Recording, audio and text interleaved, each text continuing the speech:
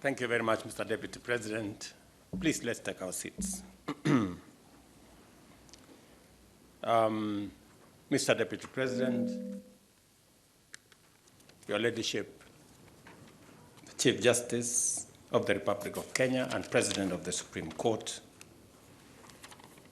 Prime Cabinet Secretary, DCJ, our Attorney General, the Director of Public Prosecutions, Justices of the Supreme Court, Justice Willie Mutunga, Chief Justice Emeritus, Justice Maraka, Chief Justice Emeritus, Madam Nancy Barasa, distinguished ladies and gentlemen, good morning. I'm Jambo. I'm truly happy to be here this morning. I know you have convened this meeting, as was explained to us, to reflect about 12 years and to listen to stakeholders, people who are affected by your decisions, people who, in one way or another, become part of the court system. And unlike Sakaja, who has never been a client at the Supreme Court, I am a very consistent client at the Supreme Court. I have been brought before Chief Justice Mutunga. I have been brought before Chief Justice Maraga. I was the other day before Chief Justice Kome. And as things would be, sometimes I get favorable judgment, sometimes I don't. But in all cases, I have abided by what the decisions of the Supreme Court were. And therefore, it was, if there was a person to, as a stakeholder, to give an assessment, I think I qualify to be among the few people who have been before the Supreme Court many times. The Chief Justice referred to the 4 presidential elections that have been adjudicated by the Supreme Court. In all the 4, I have been a client. I was in there.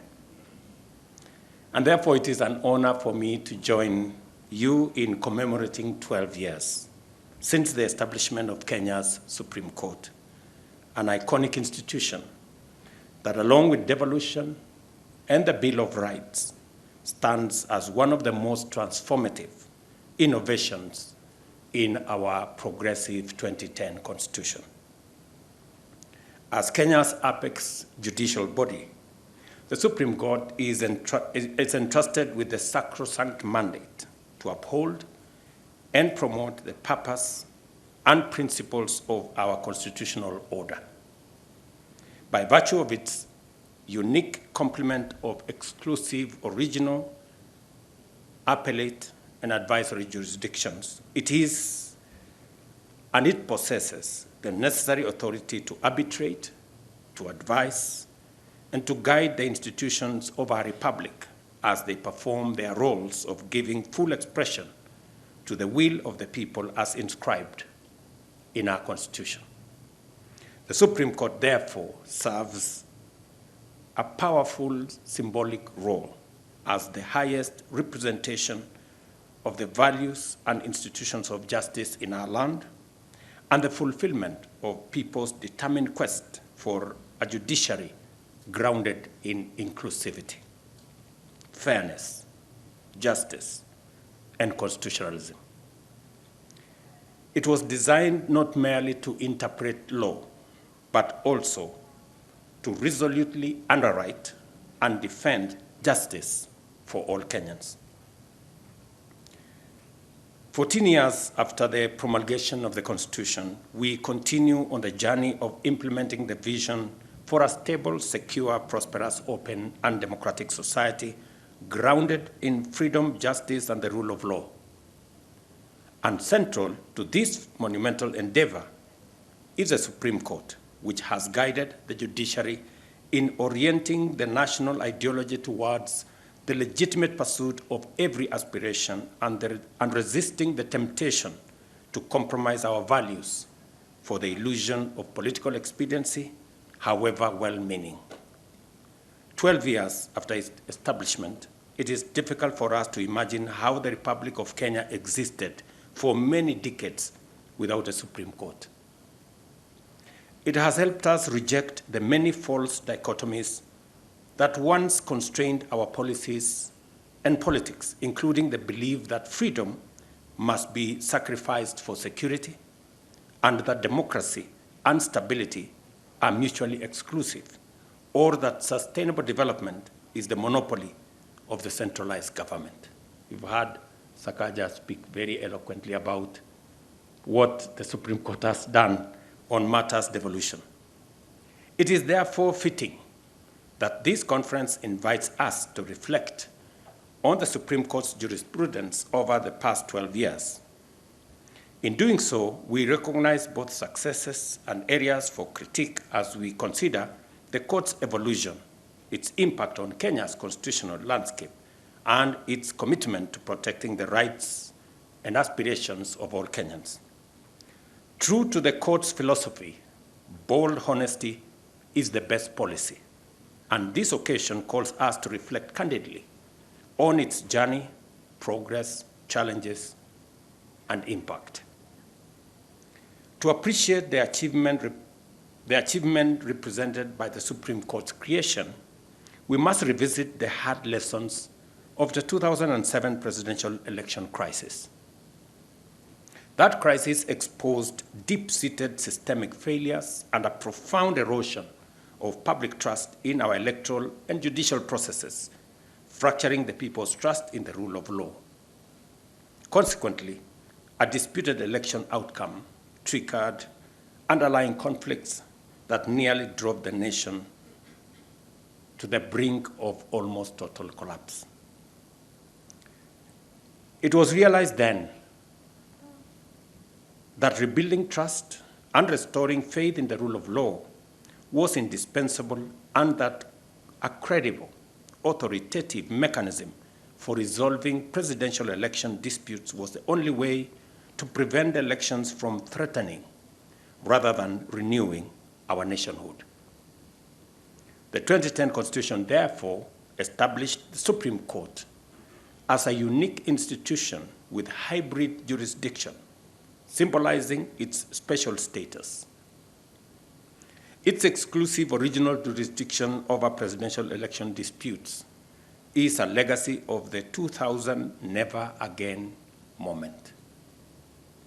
Its hybrid appellate jurisdiction, which depends on the existence of a unique issue deserving authoritative determination by the court, aims to restore confidence in the judiciary, while its advisory mandate enables state organs and county governments to seek authoritative guidance on best practice for policy formulation and also policy implementation. The body of work that the Supreme Court has developed over the course of the 12 years is expansive, meaningful, and authoritative. It would be tedious for me to dissect all of the outputs today, and in any event, my very able Attorney General is here to do that for me at a later occasion. Suffice it to say, the court's jurisprudence demonstrates its capacity to address complex issues, clarify the law, stabilize policy, and meet the expectations of the people of Kenya. There is no doubt that the Supreme Court has not been short of critics during the past 12 years. Its decisions have been and will be debated and dissected vigorously, and in a number of cases, disagreements will linger for long. Nevertheless, It would be unduly pessimistic to overlook the court's clear efforts to interpret the Constitution with wisdom, reinforcing pillars of democracy, justice, equality, freedom, good governance, accountability, and the rule of law in a very robust way with immense clarity. Sometimes citizens, including myself agree, sometimes we don't, but we are bound to respect. It has pronounced itself on a broad range of pertinent issues across legal landscape, and in so doing, entrenched certain principles and values as non-negotiable procedural and substantive elements of good policy. It is because the court has been emphatic in its dispositions and firm in its guidance of subordinate courts that Kenyans are confident that their rights are intact and due process is indispensable. In turn, this confidence has fostered courage, openness, and vigor in our society, values the Constitution envisioned for the Supreme Court and the judiciary in terms of being faithful to what the Constitution expected of the judiciary. We can confidently say you have passed the mark. It is therefore quite fair to say that the court has stood as a faithful custodian of our Constitution, a defender of fundamental rights, and a pillar of democracy. Its sustained capacity to resolve complex constitutional matters remains critical to our nation's institutional vitality now and going into the future. Even as we celebrate the court's achievements, we must recognize that there remains some way to go for us to reach the Constitution's promised land, that the pursuit of justice is unending, and that as long as we are free and a democratic nation, competition and disagreement will require resolution. And therefore, you must always be present, alive, with clarity to resolve. The Supreme Court must continue to evolve, maintain ideological clarity, intellectual rigor, and remain connected to the lived experiences of all Kenyans. A forward-thinking, innovative, and responsive court is essential for addressing the complex challenges of our time. Allow me to just say something in that context, especially on the paragraph I've just elaborated, that we live in a very dynamic world. And it's not always that I find an occasion where I am before the Chief Justice, DCJ, or the justices of the Supreme Court. And as a citizen, to try and, speak to some of the issues that sometimes, engage my mind. And one of the issues that I would want to say is, in this complex and dynamic space, and as was said very ably by the Chief Justice, where you have social media, you have, all manner of pressures, sometimes from anonymous people, anonymous, characters, and let me not abuse anybody. People, anonymous, people who nobody knows what is their push. What happens, for example, with a government that has been elected on the basis of a manifesto? What is the place of a manifesto? A program that has been voted for by millions of Kenyans alongside a candidate and a party. What weight does the court put whenever there is a challenge on a manifesto? I would want to invite the court to think about it. How do you respond to litigants, individuals, that challenge a policy and a manifesto position canvassed among the citizens of Kenya, voted by the people of Kenya? And how do we use the place of manifesto to remove politics of personalities and instead try to, consolidate the place of politics that is around a program, a policy, an agenda? How does the court help us to consolidate the place of getting away politics from being about personalities, or sometimes even about ethnicity, and taking it to the realm of issues, policies, programs? And how do we work together to make sure that we consolidate the place of a development trajectory, a program, a national program, backstopped by the people of Kenya through an election and rolled out by an elected government? And sometimes, as was said again by my younger brother Sakaja, if you have a program canvassed by a political party, a government, being rolled out, and sometimes it's not populist. Sometimes, as politicians, you have to balance between being popular and doing the right thing. Sometimes they don't go together. And then you sacrifice your political capital to do the right thing. But then the court on the other side decides to be popular and undermine the agenda that you have.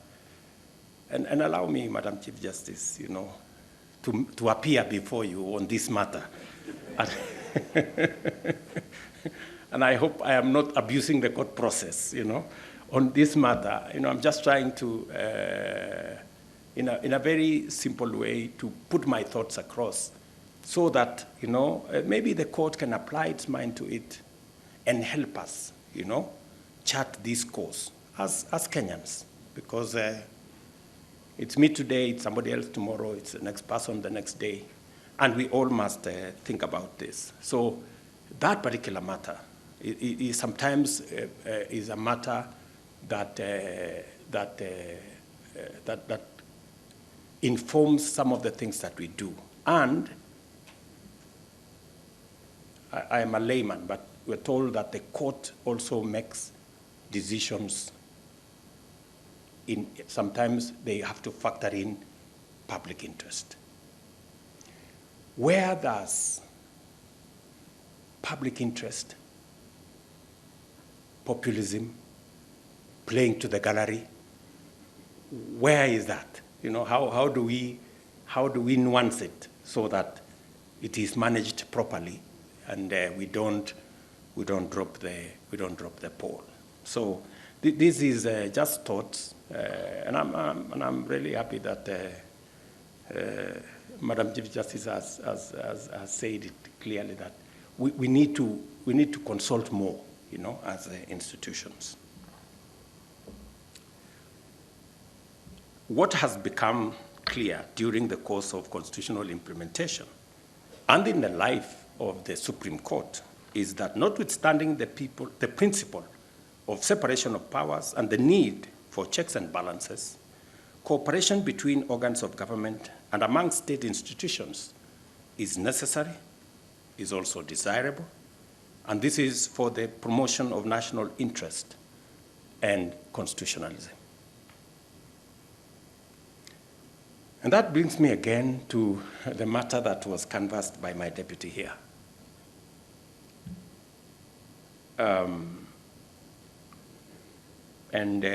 My sister Njoki spoke to it and said, we need independence, we need to avoid overreach and interference. You know, overreach and interference, you know, that kind of thing. Now, we must be careful as the executive to avoid overreach and interference, because we always talk about judicial independence, and it's a fundamental principle of our Constitution.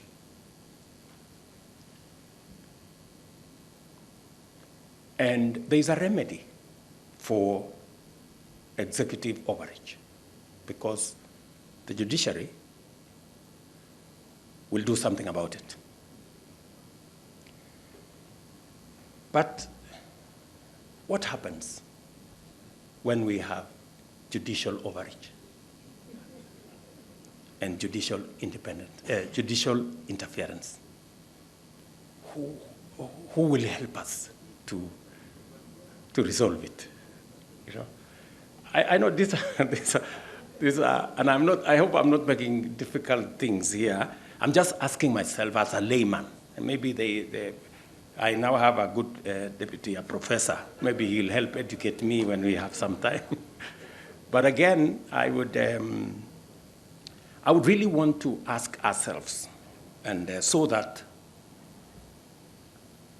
as we restrain ourselves as the executive, not to interfere, not to overreach on matters that are in the purview of the judiciary or other arms of government for that matter.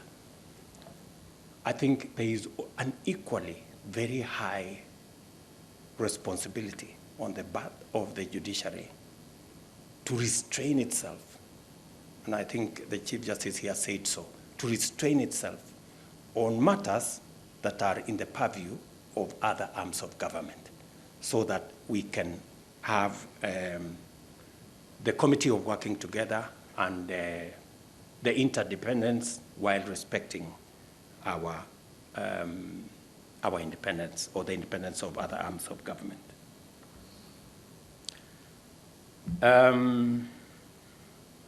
Such moments are rare, you know, when you have the ears of the judiciary.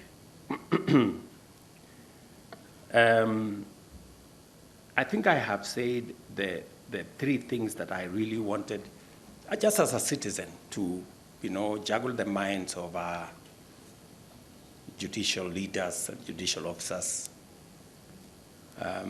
so that we can work together in this space.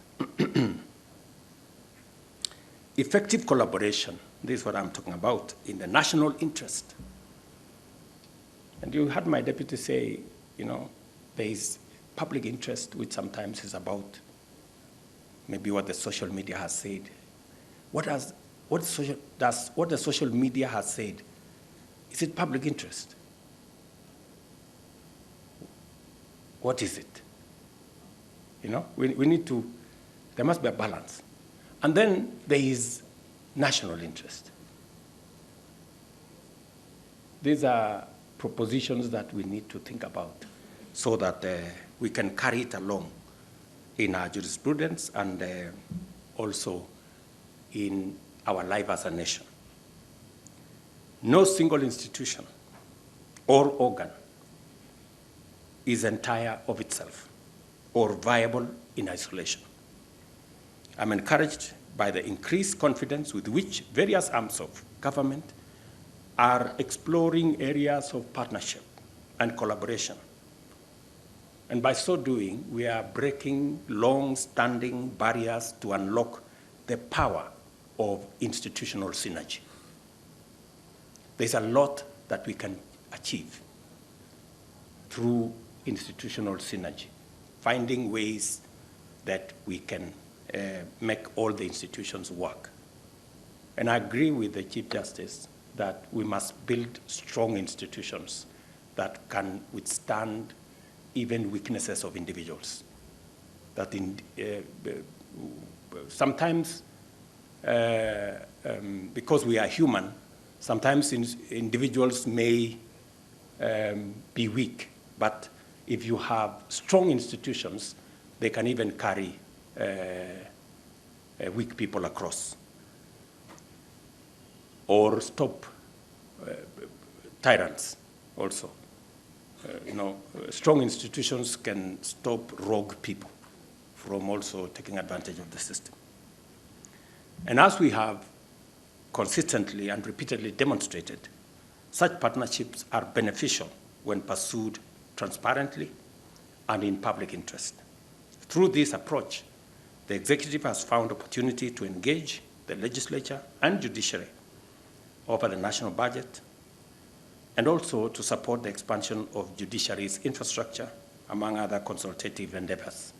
And today morning, we had a conversation with the Chief Justice and the leadership of the judiciary on some of the aspects of modernization of our judiciary. And I must say, with a lot of clarity, that the judiciary has been phenomenal in its application of technology to deliver on its mandate. They have done a very commendable job. That e-filing and making sure that even decisions can be made online has really enhanced the efficiency of the judiciary. And the rest of government need to come along. I hope that the judiciary will assist the other arms of government in appropriating and using technology to deliver on their respective mandates. I know, for example, that KRA is working on how to deploy technology to eliminate, contacts and corruption in judiciary, in the collection of taxes. And I really want to implore the judiciary to assist the other arms of government in using technology so that they become as efficient in collecting taxes as you have become efficient in executing your mandate. We remain committed to partner with the judicial and legal fraternity in building a more accessible, empathetic, and efficient judicial ecosystem which delivers justice to all in a timely, fair, effective, and accessible manner. Each branch of government plays an important role in supporting the Supreme Court as it leads the judiciary in delivering justice. We are committed to working alongside the judiciary to continue developing a judicial system that honors the aspirations of Kenyans and upholds our Constitution, reinforcing the foundations of our democracy. We must work in unity and with a singular sense of purpose to ensure that the Supreme Court remains a shining beacon of integrity, a trusted guardian of our rights and freedoms, a champion of the rule of law, and a leading force in producing progressive jurisprudence, not just in our country, not just in our continent, but also globally. Beyond serving as the ultimate arbiter, the Supreme Court is a driver of national development. Its decisions shape our institutional framework, define our socio-economic landscape, and guide our path towards an equitable society where justice underpins our development. And I would implore us as we make decisions, we must keep this society equitable, Kenya equitable. The Constitution demands of us in Article 43 on economic and social rights. How do we bend backwards to carry everybody on matters health, on matters housing, water, and access to public services? How do we make sure that we leave nobody behind? I think as we make those decisions, whether in our judiciary or in our executive or even in the legislature, we must keep an equitable Kenya in our thinking. In guiding our institutions to articulate the national values and principles of government as coherent parameters of sustainable development, the Constitution designates the Supreme Court as the umpire charged with auditing policies to ensure that they promote inclusive growth and economic empowerment. When it supports access to essentials like health, housing, and education, it strengthens the foundation for inclusive policies that uplift communities and break poverty cycles. As recognized and amplified by the Supreme Court itself, the greatness of our nation is based on fidelity to the Constitution and the rule of law. Our commitment to constitutionalism and the rule of law is the bedrock of Kenya's quest for prosperity. Consistent and fair application of the law builds trust, encourages civic responsibility, and fosters social cohesion. By championing a jurisprudence that simultaneously upholds fundamental rights and freedoms while supporting development, the Supreme Court helps Kenya achieve Vision 2030 and also our bottom-up economic transformation agenda. I congratulate the court on its 12 years of steadfast growth, and without a doubt, it has now matured into a respected constitutional authority and fountain of progressive jurisprudence. I encourage the court to sustain its progress and become a global beacon of judicial wisdom, constitutional clarity, and foster developmental dynamism.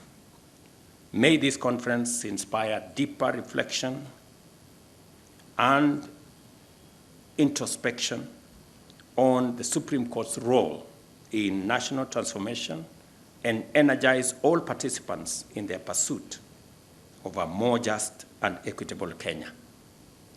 And let me commit, as I did to the leadership of the judiciary, that the executive, we will play our role, we will support the judiciary within the constraints that we have in our finances. We will go out of our way to support the requests that have been made by the judiciary on matters to do with